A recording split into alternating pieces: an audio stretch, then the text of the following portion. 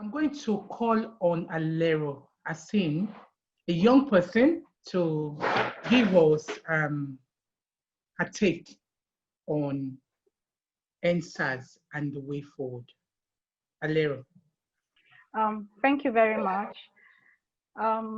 Actually, it's sad times in Nigeria, but we have to move forward. For me, my take, for the people to start crying out at this particular point in time, I think there is need for absolute change now, because I remember way back in 2016, there was a call for NSAS, and the government said, okay. Then I think it was stop the roadblocks and here and there, and the government said, okay, we're going to stop it. And before they give them 2 weeks, they're back on the road doing what people insinuated they've been doing, which is collecting bribes from the road users. The same thing happened in 2017, 2018, and here we are, 2020. So I think this period is it's a cry for help, and it needs to be looked into. Unfortunately, there's nobody in Nigeria, especially the youth, that will say, "Oh, I've not felt," or somebody that is close to me has not felt the negative impact of NSAS. I know they were created for a purpose, a very good purpose, but it has been infiltrated. Because from what I've seen and from what I've experienced, I think a typical SARS officer has not opened the Police Act, and I think that is what is really causing the confusion, because most of the policemen are not really educated. When I mean educated, most of them don't even have a university degree. And I would say for someone who interacts with people every day and you don't have a university degree, I'm not saying it's a yardstick for being a police officer, but what I mean is that you should be able to respect people's human rights. You're dealing with people, you should be able to respect them irrespective of their age. You should talk to people with respect, you should treat them with respect. But a typical Nigerian doesn't know about that.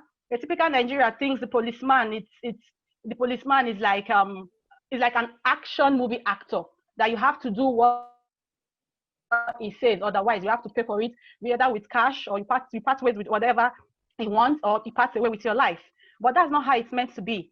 So the issue of NSAS, I think it should, because it's no longer fit for purpose.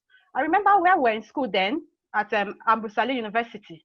I remember in the mornings, they would say, "Oh, are you in this group? Are you in this WhatsApp group? Are you in that WhatsApp group?" Initially, I didn't want to join those WhatsApp groups, because a student had to look for a way to protect themselves from these SARS officials. They'll tell you, "Oh, there is a SARS officials at Poultry Road. Please, if you know what's good for you, don't go along Poultry Road at this time." It's uncalled for. It's something that is scary. You see a policeman, you're not a criminal, and you're scared of the policeman. The policeman is meant to be your friend according to what they tell us. But at the end of the day, you tend to see that these people are not your friend. So when in the morning you wake up and you see morning, afternoon, any time of the day, there's broadcasts going around by the students say, "Oh, there's SARS at this particular junction, there's SARS at that particular junction." It's pathetic. When people tend to not see the policemen as people that take away your properties, it's wrong. It's wrong. It's wrong. Because a typical policeman, when they see you, when you see a policeman, you are well dressed. You say, "Oh, this policeman is going to ask me for money," because it's something that's uncalled for. Then when I was in school, I think I was in 300 level thereabout. We had a call from a friend, and she said, "Oh, I'm in the police station." And I was like, "Why? What are you doing there?" And she said, "A policeman came to my hostel. It's a 20 room hostel, and picked everybody. They said that somebody is a court is there, and they had to pick everybody." So we went to the police station and we were trying to put our on bail, and people were coming to bail their friends and thereabout. And when it got to our time, we're like, "Okay, we want to bail her." Like, what was that crime? They said nothing, you have to part away with 50,000. And we're like, 50,000, but what has she done? I thought they said bail is free. So we're trying to like, "Oh, we're law students, we know our rights, we do criminal law here and there, so we know that bail is free, so long you don't have anything on her." So they were like, "People are not ready," and they drove us away from the police station. So we're like, okay, we were taught that in 24 hours, if the police doesn't charge you, they have to release you. That's what's in the book. But the next day we went there and the police, they chased us out again. So when we saw that like about 16 of the people arrested from our hostel has been released, because one way or the other, their parents came to pay money and thereabout. So we had to contribute money within ourselves, and we got our release, 50,000 naira. So it's a pathetic situation. So there's nobody in Nigeria that will say, oh, I've not had an encounter with SARS, a negative encounter that will want to take money from you. It's very sad. Another situation, I was with my dad. We're going to Warri from Benin, and we were stopped by the policeman. And after checking the papers of his vehicle here and there, and my dad was saying, "Can I go now?" They said, "Oh, God, you have to drop something." And my dad was like, "Drop what?" And the policeman said, "Oh, God, drop something." My dad said, "How much?" He said, 5,000. My dad said, "For what? Why are you collecting money from me?" And the man said, "Oh, God, you're not ready." So I had to speak up because, you know, as in Nigeria, when your dad is speaking, you are not allowed to speak because you feel he's in control of the situation. So I had to "Oh, God, what our crime?" And he said he's going to slap me and get out from the car. Get out now. Both of you get out from the car. And we came out from the car. And he said my dad should give him the car keys. My dad was like, "Why should I give him my car keys?" And before you know, he dragged it out from my dad, the key from my dad's hands. And we're standing on the express road. And he was talking anyhow. We are under the sun, day and night, under the rain and the sun. 5,000 naira you cannot give, and you are driving a Jeep. Blah, blah, blah. He was just talking. And I was like, I felt so bad. At the end of the day, we had to part ways with 5,000 naira because it was getting dark. So they operate in such a way that you have to do their bidding. Otherwise, the repercussions, you just regret. You just like, oh, if I had known, I would have done their bidding, because the situation I find myself is not funny.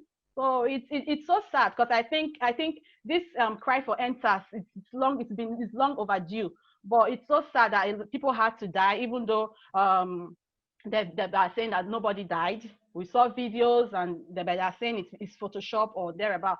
But I think an organization in a country that doesn't have respect for human rights, I think it needs to be stopped. It needs to be reformed, and the reform needs to be really, really, really monitored, because we all know that Nigeria is our beloved country. Is a country that they say it, but most times they don't do it. So I think for the people to cry out and say, "Oh, this is what we want," we're in a democratic society. Even if we're in a junta or military rule, I think the people needs to be heard. The people needs to be heard and carried along, because I think in this age and time, the people are smarter, especially the youth. They're smarter than the way they used to be. Oh, because when you keep oppressing people, and when you keep saying, "I want to do this," and at the end of the day you turn out not doing it, people will start asking questions. Your credibility is going to come down. So I think what's happening today in Nigeria, it needs to really, really be looked at by the government, and hopefully I hope that something will be done that won't get way out of hand the way it is now. Thank you very much. Thank you very, very much, Alero. I'm just going to highlight some of the things that Alero has given us. She's got practical, although she lives currently in the UK, she has practical experience at the hands of SARS, first as a student and also with her dad. I'm going to say, she said, a typical SARS officer has no knowledge of the Police Act. She's a lawyer. The policeman is meant to be your friend, but they are not your friend. Again, Alero says that even though they knew their rights as students or as lawyers, the rights was nothing against SARS powers.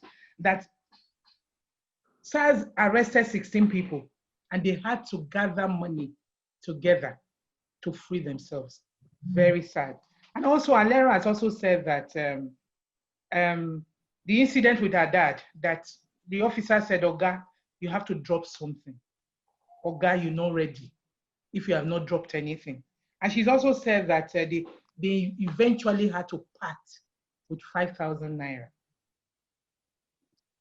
Because if they had not done that, I don't think anybody would have been happy. And also, she's also said that the videos about what has happened in Nigeria is real and not photoshopped. So people should be believed. And also that there needs to be, the excesses need to be stopped and there needs to be reform. And then that they say, but they don't do what they say they would do. And that people need to be heard and they need to be carried along. So it needs to be looked at by the government. So there are quite a lot of pertinent things that Alero has raised. Alero is a young person, and we know that the young people in Nigeria started the protest. So thank you, Alero.